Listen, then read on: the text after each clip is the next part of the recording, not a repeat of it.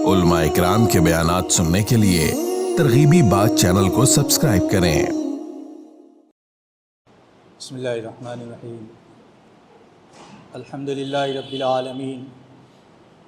वस्सलातु वस्सलामु अला सय्यिदिल अंबिया'i वल मुरसलीन व अला आलिहि व अस्हाबिहि अजमईन। अम्मा बाद, फ़ान उबादत इब्न सामित रज़ियल्लाहु तआला अन्हु क़ाल औसानी खलीली रसूलुल्लाह सल्लल्लाहु अलैहि वसल्लम बिसबईन ला तुश्रिकू बिल्लाहि शय्या व इन क़ुतिलतुम औ हुरिक़्तुम औ सुल्लिबतुम वला तत्रुकुस्सलात मुतअम्मिदीना फ़इन्नहु मन तरकस्सलात मुतअम्मिदन फ़क़द ख़रज मिनल मिल्ला वला तर्तकिबु बिलमासियति फ़इन्नहा मिन सख़तिल्लाहि वला तशरबुल ख़मर फ़इन्नहा रअसु कुल्लि ख़तीआ इला आखिरिल हदीस औ कमा क़ाल रसूलुल्लाह सल्लल्लाहु अलैहि वसल्लम। मोहतरम बुज़ुर्गों और अज़ीज़ साथियों,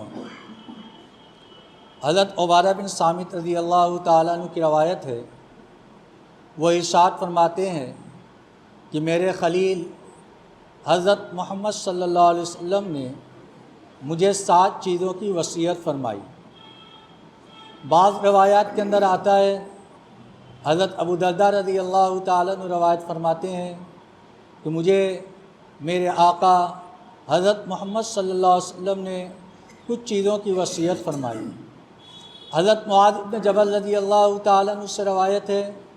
वह इरशाद फरमाते हैं कि मुझे हज़रत मोहम्मद सल्लल्लाहु अलैहि वसल्लम ने 10 चीज़ों की वसीयत फरमाई। मुख्तलिफ़ सहाबा से मुख्तलिफ़ तरह की चीज़ें रवायात के अंदर मज़कूर हैं, जिनमें से बहुत सी चीज़ें मुश्तरक हैं और कुछ चीज़ें अलग हैं। हज़रत उबादा इब्न सामित रज़ियल्लाहु ताला अन्हु की रवायत के अंदर वो इरशाद फरमाते हैं कि मुझे मेरे महबूब सल्लल्लाहु अलैहि वसल्लम ने 7 चीज़ों की वसीयत फरमाई, यानी ताकीदी हुक्म देकर इरशाद फरमाया। उस बारे में हुक्म फरमाया कि ये इंतहाई ताकीदी अमल है, इसके ऊपर हर हाल के अंदर जमे रहना। उन नसीहतों में से सबसे पहली नसीहत ये है, अल्लाह तुश्रिकु बिल्लाहि शैआ, कि अल्लाह के साथ किसी को शरीक मत करना। व इन क़ुतिअतुम, अगरचे तुम्हें टुकड़े टुकड़े कर दिए जाए, औ हुरिक़्तुम, या तुम्हें जला दिया जाए, औ सुल्लिबतुम,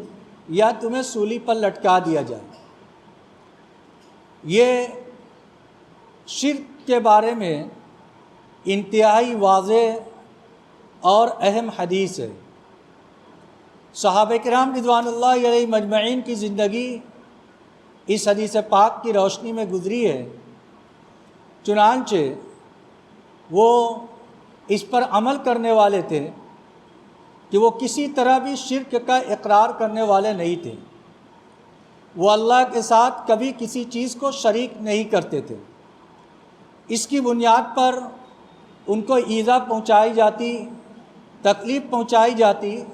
वो सारी तकालीफ़ को सह लेते। हत्ता कि सूली पर भी लटकाया जाता तो वो खुशी खुशी सूली के फंदे को पर लटकने के लिए तैयार हो जाते, लेकिन कभी इसके लिए तैयार ना होते कि वो शिर्क के अंदर पड़ जाएं या शिर्क को इख्तियार करें। वो कभी इस बात को इख्तियार करने के लिए इस पर आमादा ना होते। आज के इस माहौल के अंदर ईमान कितनी अहम चीज़ है, ईमान कितनी अज़ीम चीज़ है, इसकी अहमियत और इसकी अज़मत का ख़याल ईमान वालों को करना चाहिए। माहौल ऐसे बनाए जा रहे हैं कि आदमी की ज़ुबान से शिरकिया कलिमात कहलवाए जाएं या उसको इतना मजबूर कर दिया जाए कि वो ज़ुबान से शिरकिया कलिमात कहने के ऊपर मुत्तफ़िक़ हो, अपनी ज़ुबान से इन अल्फाज को कह ले, लेकिन उसको नबी अकरम सल्लल्लाहु अलैहि वसल्लम की ये तालीमात हमें अपने जहन के अंदर मुस्तहज़र रखना चाहिए और अपने दिल के अंदर ईमान को कवी रखना चाहिए कि हम सब कुछ बर्दाश्त कर लेंगे, لیکن اپنے عمل کے اندر، اپنے عقیدے کے اندر شرک کو کبھی برداشت نہیں کریں گے۔ اللہ کے نبی صلی اللہ علیہ وسلم نے جس چیز کی دعوت دی ہے،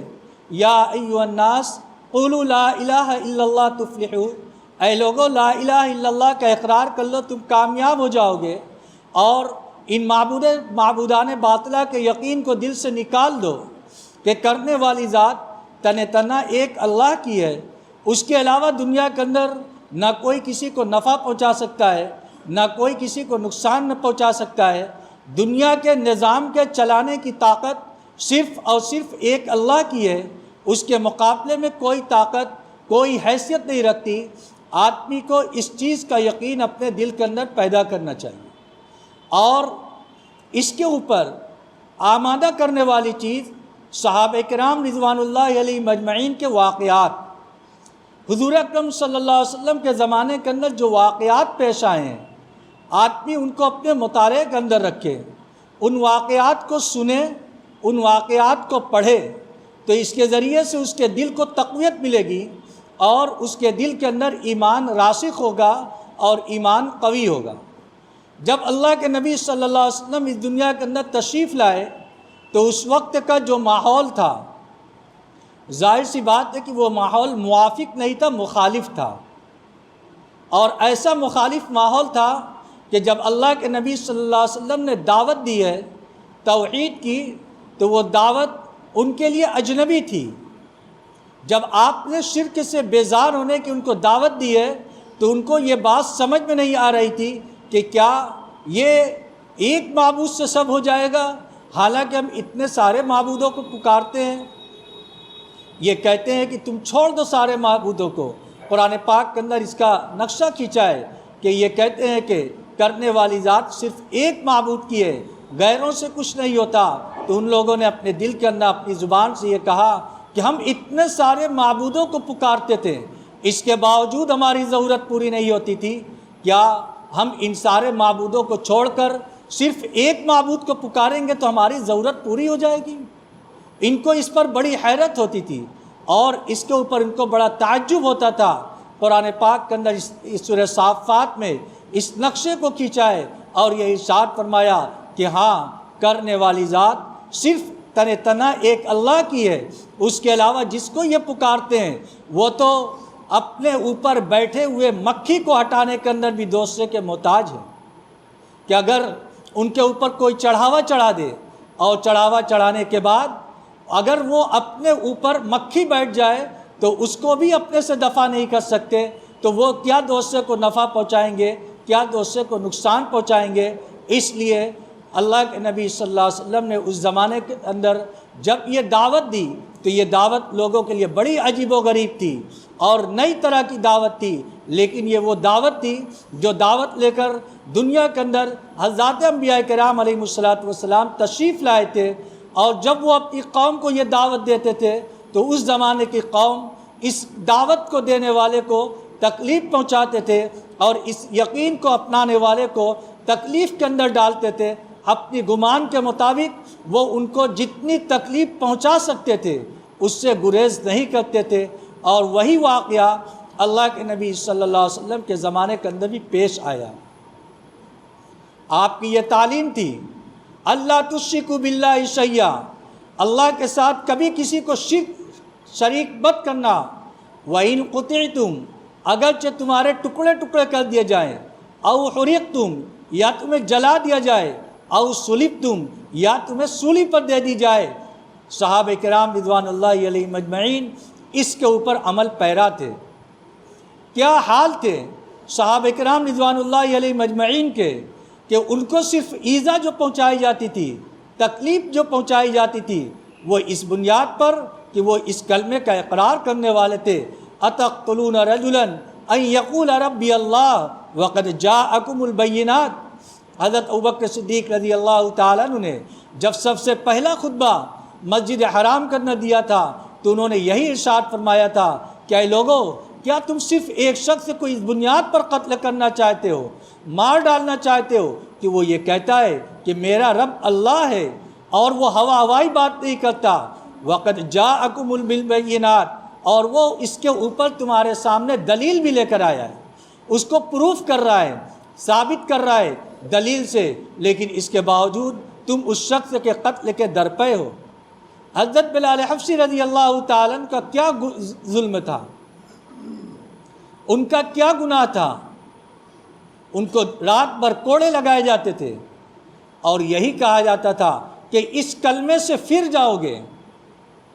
اور جو تم جس چیز کا اقرار کیے اس اقرار کو چھوڑ دو گے اور ہمارے معبودان باطلہ کو ماننے لگو گے، جن معبودان کی ہم پرستش کرتے ہیں تم ان کی پیروی کرنے لگو گے اور ان کا عقیدہ رکھنے لگو گے، ہم تم کو چھوڑ دیں گے، بلکہ اس زمانے کے اندر اگر تم یہ کام کرو گے تو ہم تمہارے ساتھ اعزاز و اکرام کا معاملہ کریں گے۔ حضرت بلال حبشی رضی اللہ تعالیٰ جن کے دل کے اندر توحید رچ بس گیا تھا، شرک کی قباحت ان کے دل کے اندر بس گئی تھی، وہ اس تکلیف کو تو برداشت کر رہے تھے، رات بھر کوڑے کو تو کھاتے تھے، دن کو تپتی ہوئی ریت کے اوپر ان کو رکھ دیا جاتا تھا اور سینے کے اوپر چٹان رکھ دی جاتی تھی۔ آج اس واقعے کو بیان کرنا اور سننا تو بہت آسان ہے، لیکن ذرا اندازہ کریں کہ عرب کی گرمی جو مشہور ہوتی ہے، اس تپتی ہوئی ریت کے اوپر آدمی کو ننگی بدن لٹا دیا جائے اور پھر اس کے سینے کے اوپر چٹان رکھ دی جائے اور اس طریقے سے اس کو کھینچا جائے اور اس سے صرف یہ کہا جائے کہ تم اس کلمہ کو چھوڑ دو، ہم یہ ساری تکلیف دینا بند کر دیں گے۔ لیکن قربان جائیے ان کی عظیمت کے اوپر، قربان جائیے ان کی استقامت کے اوپر، ان کے دل کے اندر جب ایمان رچ گیا تھا، بس گیا تھا اور وہ توحید کے اوپر، اللہ کی ذات و صفات کے اوپر پختہ یقین رکھتے تھے، تو وہ شرک کے لیے کبھی تیار نہیں تھے، اور وہ اس کے لیے تو تیار تھے کہ ہم جان دے دیں گے لیکن کبھی شرک کے اندر مبتلا نہیں ہوں گے۔ وہ کون سی چیز تھی؟ وہ ایمان کے اندر طاقت تھی، اللہ کی ذات و صفات کے اوپر پختہ یقین تھا جو ان کے دل کے اندر جم گیا تھا، رچ گیا تھا، بس گیا تھا۔ جیسے بھی حالات آئے انہوں نے سارے حالات کو برداشت کر لیے۔ ایک بزرگ کا ایک قول، ایک جملہ کتاب کے اندر ملا جس سے آدمی کو بڑی ڈھارس بنتی ہے۔ جو وہ حالات آئے تو کہا کہ جب بھی کوئی حالات آئے تو دل کو یہ سمجھاؤ،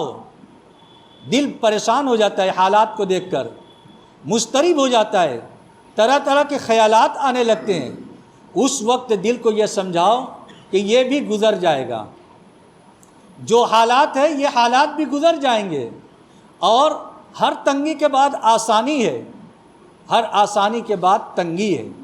ہم اگر آسائش کے اندر ماضی کو گزارے ہیں تو حال کے اندر تھوڑی تنگی آ سکتی ہے، اگر ہمارا حال تنگی کے اندر ہے، پریشانی کے اندر ہے، تو یہ یاد رکھو اس پریشانی کے بعد آسانی ہوگی۔ ہاں یہ الگ بات ہے کہ کبھی رات بڑی ہوتی ہے، دن چھوٹا ہوتا ہے، کبھی دن بڑا ہوتا ہے، رات چھوٹی ہوتی ہے، یہ تو لگا رہتا ہے، لیکن بہرحال رات کی تاریکی جتنی بھی لمبی ہو جائے، رات ایک نہ ایک وقت ختم ہو جاتی ہے اور دن نمودار ہو جاتا ہے، روشنی نکل آتی ہے۔ ایسے ہی جو حالات ہیں یہ حالات ایک دن ختم ہو جائیں گے، پھر اس کے بعد روشنی آئے گی، پھر اس کے بعد امید کی کرن نکلے گی۔ لیکن یہ کب ہوگا؟ جب آدمی اپنے عقیدے کے اندر، اپنے یقین کے اندر پختہ ہوگا اور اس کے اوپر جمع ہوا ہوگا۔ اور ایسا بھی نہیں کہ صحابہ کرام رضوان اللہ علیہ مجمعین کے یہ واقعات ایک دو کے ساتھ پیش آئیں، یا صرف بڑے لوگوں کے ساتھ پیش آئیں، بچوں کے ساتھ پیش نہیں آئے، یا جوانوں کے ساتھ پیش آئیں، عورتوں کے ساتھ پیش نہیں آئے، بلکہ پورا کے پورا معاشرہ اس تکلیف کو سہ رہا تھا۔ تھوڑا یاد کیجئے وہ زمانہ جب شعب بن ابی طالب کے اندر، جو مکہ مکرمہ کی ایک گھاٹی تھی جس کے اندر ان سارے لوگوں کو جمع کر دیا جاتا ہے، محصور کر دیا جاتا ہے اور ان کا بائیکاٹ کیا جاتا ہے، اور وہ بائیکاٹ کوئی معمولی نہیں تھا۔ اگر ہمارے اوپر تھوڑے حالات آ جاتے ہیں ایک ہفتے کا کرفیو لگ جائے، 10 دن کا کرفیو لگ جائے تو محلے والے، بستی والے پریشان ہو جاتے ہیں۔ حالانکہ بھوک مری نہیں ہوتی، آدمی کہیں نہ کہیں سے سامان کا انتظام کر لیتا ہے، لیکن اس کے باوجود آدمی پریشان حال ہو جاتا ہے۔ وہ زمانہ 3 سال کا تھا جو مکہ کے لوگوں نے بنو ہاشم کا بائیکاٹ کیا تھا، جس کے اندر وہ ایک گھاٹی کے اندر قید کر دیے گئے تھے، اور کوئی اس محاصرے کے اندر ان کا ساتھ دینے کے لیے تیار نہیں تھا۔ نہ کوئی ان کو سامان بیچتا، نہ کوئی ان سے کوئی چیز خریدتا، نہ کوئی ان سے گفتگو کرتا۔ ہر طرح کا ان کا بائیکاٹ تھا۔ ہر طرح کے بائیکاٹ کے اندر مسلمان، ظاہر سی بات ہے کہ کچھ دن کا سامان تھا، وہ کھا پی کر ختم ہو گیا۔ وہ 3 سال کی مدت انتہائی تکلیف کے اندر گزری۔ فرماتے ہیں کہ کون کون سی چیز ایسی نہیں تھی جو اس زمانے کے اندر ہمیں کھانا نہیں پڑا۔ ایسے حالات کے اندر 3 سال کے اندر جو دقت آئی ہے، پریشانی آئی ہے، اس کے اندر مرد بھی ہیں، عورتیں بھی ہیں، بچے بھی ہیں اور جوان بھی ہیں، لیکن کسی نے کلمہ اور اسلام کو نہیں چھوڑا، ان حالات کو برداشت کر لیا، اور اللہ کے نبی صلی اللہ علیہ وسلم ان کو خوشخبری دیتے رہے، تلقین فرماتے رہے، اور وہ ایمان کے اوپر جمے رہے، کبھی ایمان کو چھوڑنے کے لیے تیار نہیں ہوئے۔ حضرت عمار رضی اللہ تعالیٰ عنہ کے گھر والے جو شروع کے اندر مسلمان ہو گئے تھے، اور بڑی ایذا پہنچائی جاتی تھی، بہت تکلیف پہنچائی جاتی تھی، اس وقت اللہ کے نبی صلی اللہ علیہ وسلم جب ان کے پاس سے گزرتے تو اللہ کے نبی صلی اللہ علیہ وسلم ان کو خوشخبری سناتے جنت کی، اور کہتے کہ تم صبر کرو، اس صبر کے اوپر جنت ملے گی۔ اور اس زمانے کے اندر حضرت سمیہ رضی اللہ تعالیٰ عنہ جو بوڑھی تھی، لیکن اسلام ان کے دل کے اندر رچ گیا تھا، بس گیا تھا، اس زمانے کے اندر ابو جہل نے ان کے اوپر برچھے سے وار کیا، اور کس طریقے سے ان کے ٹکڑے ٹکڑے کر دیے کہ اونٹ کے اوپر، 2 گھوڑے کے اوپر ان کو باندھ دیا گیا، اور دونوں گھوڑے کو 2 مخالف سمت کی جانب دوڑا دیا گیا، جس کی وجہ سے ان کے جسم کے 2 ٹکڑے ہو گئے۔ لیکن ان تکلیف کو برداشت کرنے کو وہ تیار ہو گئی، لیکن اسلام کو چھوڑنے کے لیے تیار نہیں ہوئی۔ آج ہمیں بھی اپنے ایمان کے بارے میں فکر مند ہونے کی ضرورت ہے کہ حالات کسی طرح کے بھی آ سکتے ہیں، لیکن ہم ان حالات کے اندر اپنے ایمان کے اوپر، اپنے توحید کے اوپر قائم رہیں گے، باقی رہیں گے، ہم اس کو چھوڑنے کے لیے تیار نہیں ہوں گے۔ اللہ کے نبی صلی اللہ علیہ وسلم کی یہ تعلیم تھی کہ اگرچہ تمہارے ٹکڑے ٹکڑے کر دیا جائے، تب بھی تم اس ایمان سے مت ہٹنا۔ حضرت خبیب رضی اللہ تعالیٰ جن کا واقعہ مشہور ہے، مکہ کے لوگوں نے جب ان کو سولی دینے کا ارادہ کیا، سولی پر لٹکانے کے لیے، تو بہت زیادہ لوگوں کو جمع کیا، بھیڑ جمع ہو گئی۔ حضرت خبیب رضی اللہ تعالیٰ ان کو سولی پر لٹکایا جائے گا۔ اس وقت ان سے مکہ کے لوگوں نے کہا کہ اے خبیب، کیا تمہیں یہ بات پسند ہے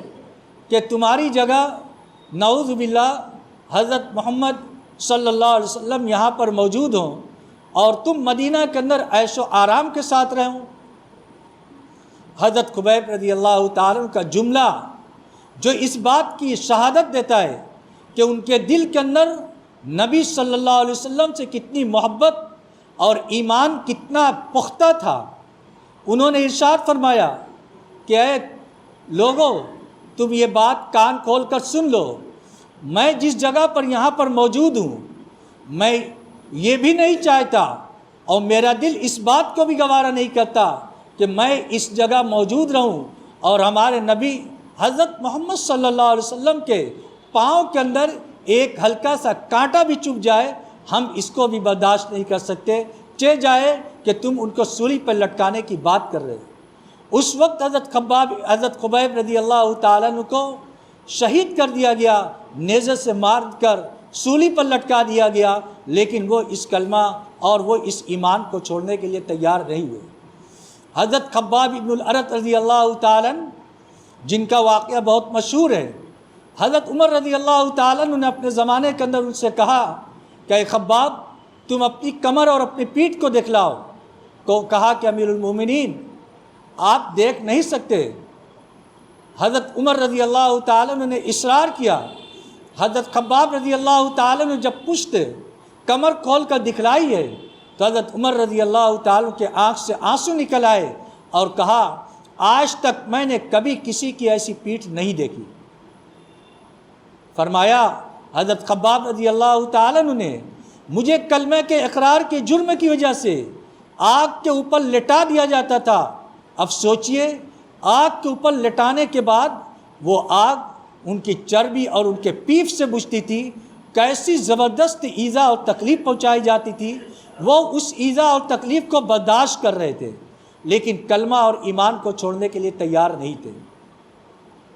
آج اللہ کے نبی صلی اللہ علیہ وسلم کی وہ وصیت جو صحابہ رضی اللہ تعالیٰ عنہ کو ہے، آپ کی وصیت صرف ان کے لیے نہیں تھی بلکہ صحابہ کے توسط سے قیامت تک کے آنے والے ایک ایک فرد کے لیے، ایک ایک امتی کے لیے اللہ کے نبی صلی اللہ علیہ وسلم نے جو وصیت ارشاد فرمائی۔ حضرت عبادہ بن صامت رضی اللہ تعالیٰ عنہ فرماتے ہیں کہ آپ نے ارشاد فرمایا کہ مجھے میرے خلیل حضرت محمد صلی اللہ علیہ وسلم نے یہ وصیت ارشاد فرمائی، تاکیدی حکم دیا، اللہ تشرک باللہ شیئا، کہ تم اللہ کے ساتھ کبھی بھی کسی کو شریک مت کرنا۔ وَإِن قُتِلْتُمْ، اگرچہ تمہیں ٹکڑے ٹکڑے کر دیا جائے، او حرقتم، یا تمہیں جلا دیا جائے، او قتلتم، یا تمہیں قتل کر دیا جائے۔ یہ نصیحت صرف صحابہ کرام کے لیے نہیں تھی بلکہ یہ نصیحت ہمارے لیے بھی ہے۔ ہم بھی اپنے ایمان کے اوپر ثابت قدم رہیں۔ اس کے اوپر اللہ رب العزت ہماری دنیا کے اندر بھی سرخ روئی عطا فرمائے گا اور آخرت کے اندر بھی ہمیں جنت عطا فرمائے گا۔ اللہ رب العزت ہم سب کو کہنے سننے سے زیادہ عمل کی توفیق عطا فرمائے۔ وآخر دعوانا الحمدللہ رب العالمین۔ مزید علماء کے بیانات سننے کے لیے ترغیبی بات چینل کو سبسکرائب کریں۔ جزاک اللہ۔